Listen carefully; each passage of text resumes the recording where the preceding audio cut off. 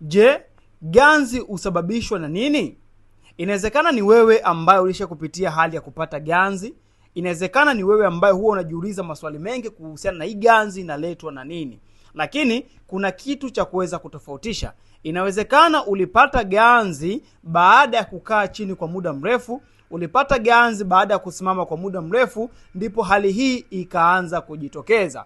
Lakini ganzi ambayo huwa naizungumzia mara zote ni ile ambayo inasababishwa na magonjwa ikiwemo changamoto za presha ama changamoto za kisukari. Na hali hii huwa inasababisha ganzi ambayo inakuwa inadumu kwa muda mrefu sana. So ile ambayo utakaa dakika moja, dakika mbili itaachia, itakuwa inadumu kwa muda mrefu kuliko kawaida. Na hii ni matokeo ya kuharibika kwa mishipa ya fahamu pamoja na mishipa ya damu. Ikiwa ni wewe ambaye ganzi yako imedumu kwa muda mrefu, usipuuze dalili kama hiyo. Sio hali ya kawaida. Ni vyema kufanya kipimo, ni vyema kwenda kujitibia, kutibu changamoto hizo ikiwa na changamoto ya presha ama changamoto ya kisukari. Lakini pia kama unapenda video kama hii, basi hakikisha una share kwa watu wengi sana. Lakini pia usisahau kuweza kufollow akaunti ya Glucom Mizani, uendelee kupata tips nyingi zinazohusiana na ugonjwa wa kisukari.